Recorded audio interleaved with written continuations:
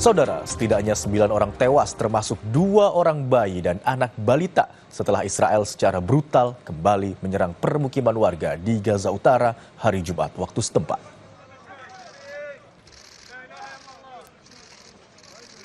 Petugas dari Bulan Sabit Merah menyebut relawan dan petugas penyelamat harus membongkar reruntuhan dengan tangan karena bahkan mesin berat untuk membongkar reruntuhan hancur di ledakan Israel.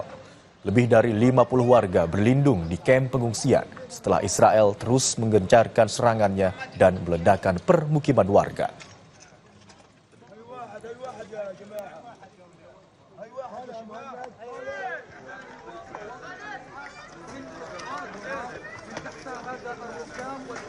Ledakan juga terlihat di langit Gaza Jumat waktu setempat, memperlihatkan upaya Israel membumi hanguskan Gaza. Tak peduli korbannya adalah warga sipil. Israel mengklaim serangan mereka ditujukan terhadap lokasi persembunyian kelompok Hamas yang menurut militer Israel berada di dalam permukiman sipil. Namun, Israel tak pernah memperlihatkan bukti serangan mereka ditujukan ke kelompok Hamas. Hampir 2 tahun perang Gaza, 52.800 warga Gaza tewas. Korban tewas didominasi perempuan dan anak-anak.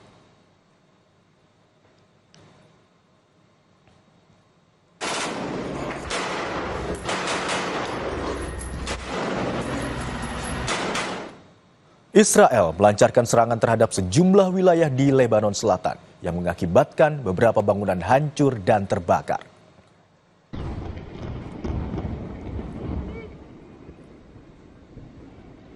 Nampak kebakaran dan kepulan asap tebal yang membumbung di atas area yang dipenuhi gedung apartemen bertingkat. Serangan itu digambarkan sebagai serangan yang paling brutal di beberapa wilayah sejak kesepakatan gencatan senjata mengakhiri perang Israel-Hizbullah terakhir pada bulan November. Pihak Israel telah melanggar kesepakatan dan melakukan serangan ke Lebanon hampir setiap hari sejak gencatan senjata.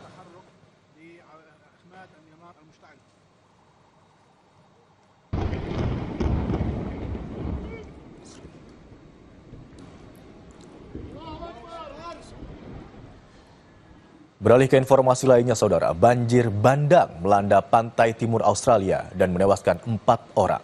1 orang dinyatakan hilang.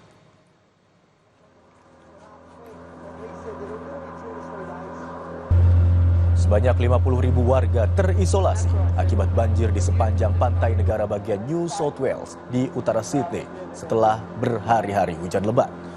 Sistem cuaca bertekanan rendah membawa banjir bergerak lebih jauh ke arah selatan. 4 jenazah telah ditemukan dari banjir di New South Wales sejak hari Rabu.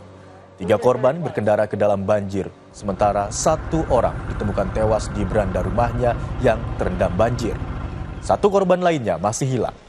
Meski hujan mulai mereda, Komisaris Layanan Darurat Negara Bagian Meg Wolsing menyatakan petugas masih mencari kemungkinan naiknya banjir karena air terus mengalir ke daerah tangkapan air.